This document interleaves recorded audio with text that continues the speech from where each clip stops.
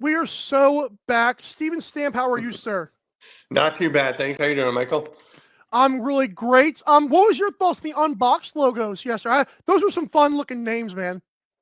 Yeah, it's funny. The hammies, I agree with you, is a little weird. And Clippers for sure are good. I thought it was funny that you're like, I'm not going to spend too much time on this. And you're like, Yeah. rolling. I But it's told hard not to, right? Yeah, I told myself the bottom three just go through them. I couldn't do it. I had to make fun of the hammies. Had to do Yeah. it. Sorry, Cincinnati. I'm sorry for those kids, man. Are we good on like the bio over here? Like, does that look good? Like Islander writer, NLL Draft analyst, lacrosse play by play. Is that good? Yeah, that's pretty good. That's pretty Okay, good. well, I hadn't even noticed. yeah. I was busy looking at you. I was making eye contact. Right. Well, good thing it's not there anymore right now. Okay, so let's do this. Let's talk NLL Draft. And again, I appreciate you coming on. We need to have you on more often because I know like you do more than just draft stuff, but your draft stuff is so good. Like it is what it is. So like I appreciate you coming on the show. So let's talk about it. Obviously CJ Kurse goes number 1. Toronto Rock took all 3 of their picks. Good for Jamie Dowick, that bastard. That's not me being mean. I'm just making fun. But do you think those top 3 picks were the top 3 prospects, or do you got someone deeper in the first round or second round that you like better? Give me your top 3. I mean, you can go to my my top 50 prospect story on IL Indoor, and I'd have to remember who I had. I had Kirst. I think I had Alex Marinier. Cool. Up there, and did I have Braden Saris? Caleb, are you a Caleb Kahn guy as well? Like, is he? How close is he to that top 3 or 5 for you? Pretty far from there. I think he's an 18, 19-year-old goalie, right? He's played against men, so yes. I don't know. I just thought Vegas's draft was very strange in that you would think, looking at the league, if there was one team that needed immediate help, it was Vegas.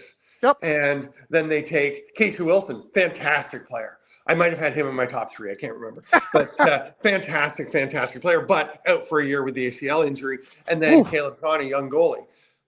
And now to their, obviously they had plans in free agency, as we've seen. Apparently. So, so it makes some sense. You bring those guys out there and you're doing okay. But I'm curious to see how the defense comes out. I think they still need to add on the defense. But in terms of my top class, and there's the draft class and then there's the rookie class, right? Because you look at Toronto's draft class, and it was Ty English at number 2, but the rookie class is Sam English because Ty's going back to school for another year. Sam is coming in, so he'll be a righty forward. I know there's some talk about whether he's a forward or a defender.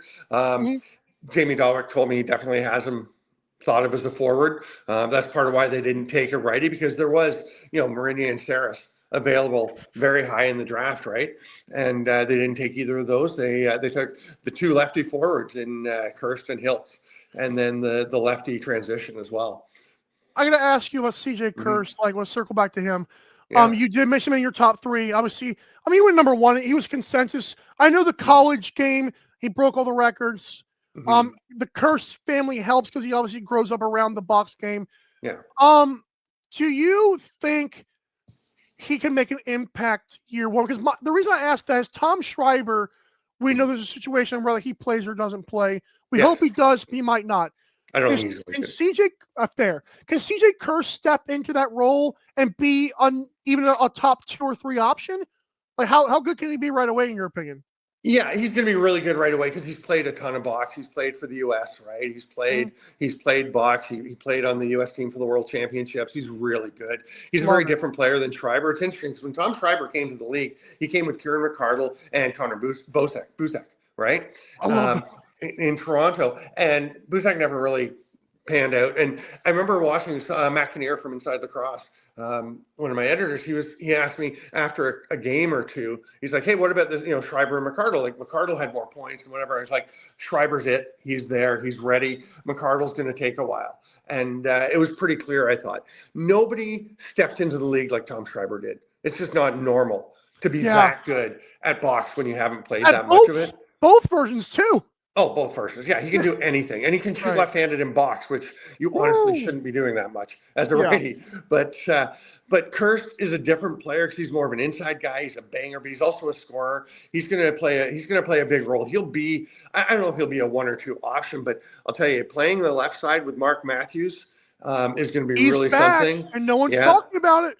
Yeah, and then across on the right side, like CJ's going to do so much. Like Josh Dawick had a breakout year. I think he's going to love having CJ Kirst over there, right? All those righties. Yes, the owner's son, Josh Dawick. I love that. No Patrick, nepotism though. He scored 40 plus listen, goals, man. right? If you're good, but I don't care whose son you are. Pat said you had Kirst 1, Marinier 2, Saris 3, Wilson 4, McLeod 5. Yeah, we didn't mention McLeod. That's a good point. Thank you for Pat for doing the research there for us. Thanks, Patty. How dare us both be on? I'm kidding. Okay, so going back to the immediate impact, folks, we mentioned Kirst.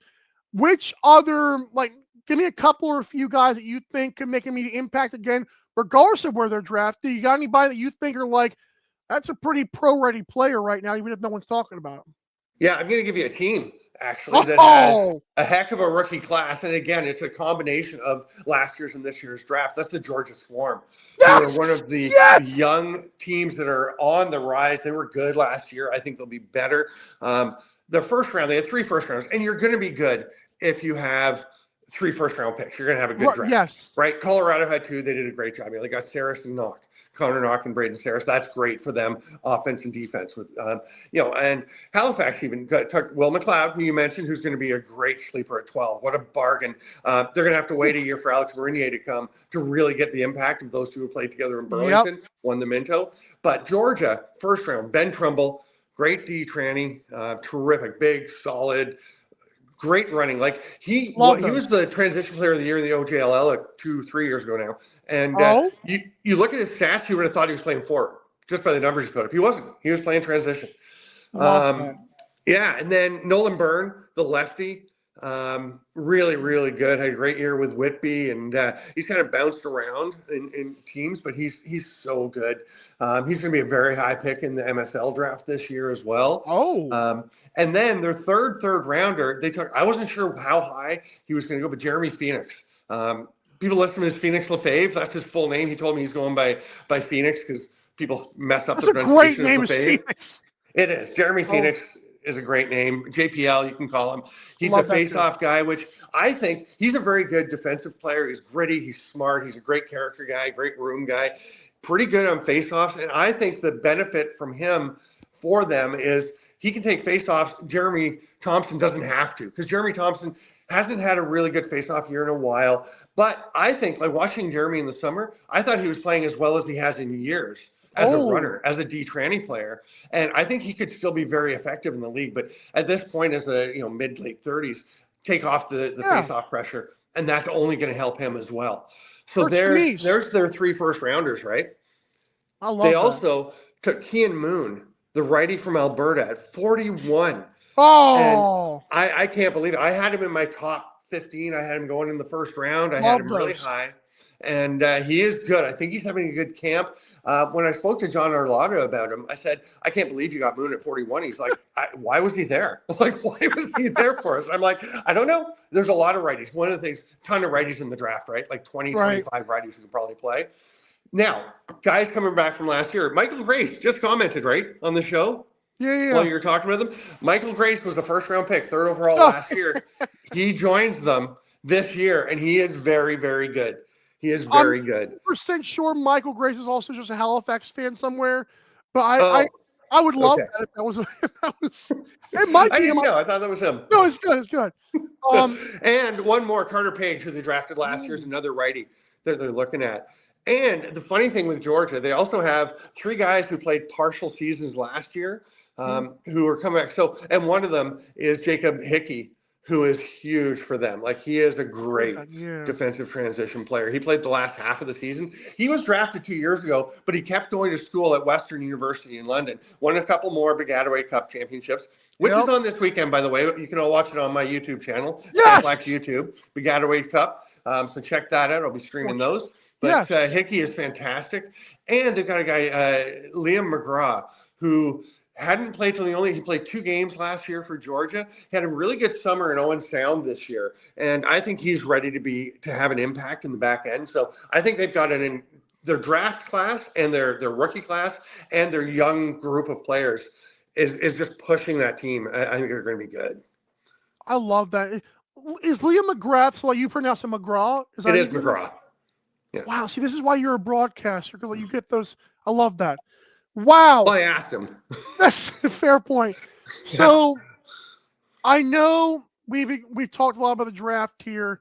Mm-hmm. I'm going to switch gears here a little bit because I know, you give us draft knowledge all day long, but thankfully there's articles we can read about that as well. Yeah. Who do you think? I know I'm putting you on the spot here. Who do you think wins the championship? Is it Vancouver? So I've been thinking about that. I think Vancouver's a really good bet because we do a preseason predictions, right, at IL Indoor, which you should check out. We've got a really great staff. Have you made that yet? Because I don't want to give you spoilers. Okay, we haven't. I haven't decided on who my pick is. Yeah, and we're going to have a vote, right? So I've got Vancouver right up there. I mean, best goalie in the league, all the additions.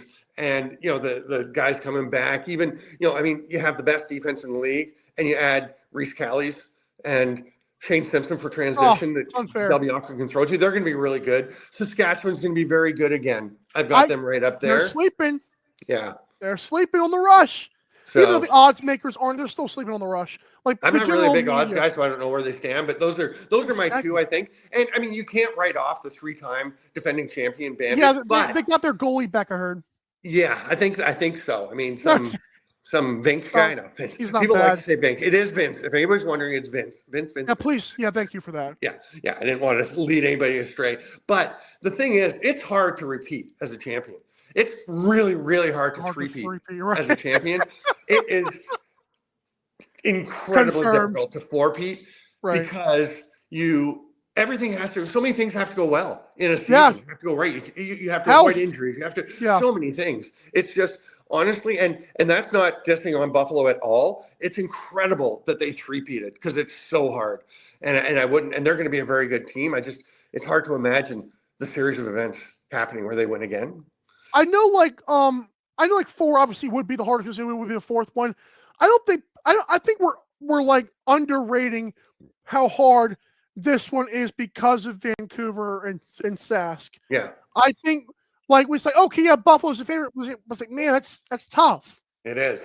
And you know what they say that you have to lose before you win in pro sports, right? Saskatchewan has been rebuilding from their dynasty era, and they've been getting better and better. They missed the playoffs 2 years in a row by a single game, but then they get back in, did really well, were very competitive. They were very close in game 3 of the finals last year before Buffalo just ran away. That was nuts. Second half was nuts. Right? Yes. It was. Yeah. So they're really good. And now they've had that experience. They've lost the championship. I think they're right on the verge. That's why I'm not ready to say it's Vancouver. Right. I got cooked, by the way. You remember this.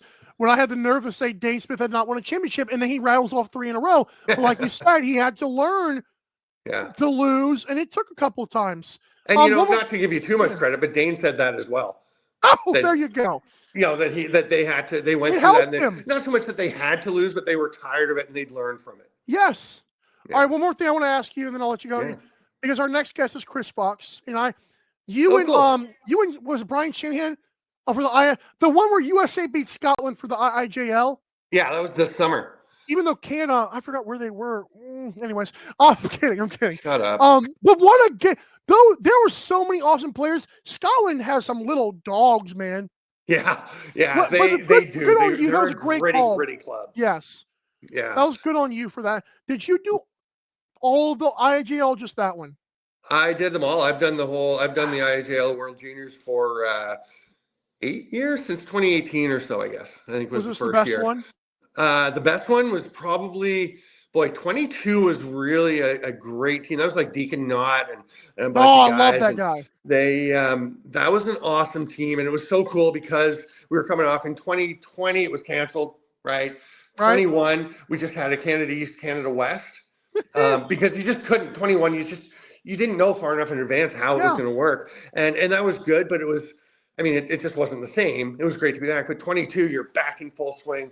awesome Canadian team, great Haudenosaunee team. Just, the U.S. was rising. They wound up winning their first title in 23, which was really cool. They're getting better. Seeing guys like, Ryan Colsey and, some players. But 22 Canada, I'm trying to think. I think that was the team they had like Will McLeod, Silas Richmond. They had a heck of Tanner Buck was an all-world team guy, and they were great. Mitch Armstrong, who's playing for Philly, that was a great team. That was just loaded. It is fun, like when you look at those teams that you broadcast. I know Montana Lacrosse League. I know Jake Naso was already a thing, but just seeing Jake Naso or Ben Foster, and now Ben Foster gets a Calgary deal, I know how you. It's got to feel good seeing guys in the league. You're like, I remember you. Yeah, Ben and his brother have played over in Prague several times.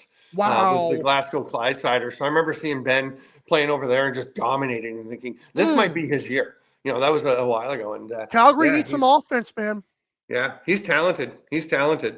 So is Ethan Forger. That's a story for another day. I know. I had it. Go look at my draft rankings and my prospect stuff back when he was coming out. Because I was all about Ethan Forgrave too. Steven Stamson at first. That's what I'm talking about. I love that. Thanks again for your time. You're a wealth of draft knowledge. Thanks for the comments, but Steven, that was awesome, man.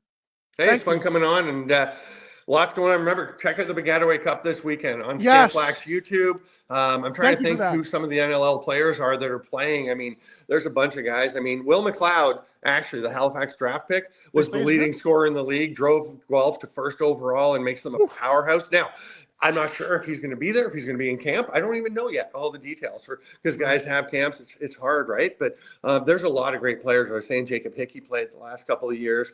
There's a ton. Nick Volkoff is with Guelph. There's a ton of great players. Trent Scott's and players. Curtis Romanchuk is a coach with Trent. And he's the guy. Keep your eye on him this year. He had a good year last year with Halifax. He was fantastic in Cobourg this summer. And he is the guy that I think people are going to finally notice. He was drafted a while ago, kind of bounced around, went to Rochester. But he's the guy that I think is going to have a big kind of breakout year on defense for Halifax. Love that. And again, sorry, I keep talking after your time. You're fine. Thanks again. We're looking forward to your pick on Island Door as well, sir. Sounds good. Good talking to you. Yes, sir. Steven Stamp, everybody. I'm telling you guys, he's a wealth of knowledge in the scouting game. NLL Draft analyst. I call him an expert. Well, that's up to them. I have the beholder.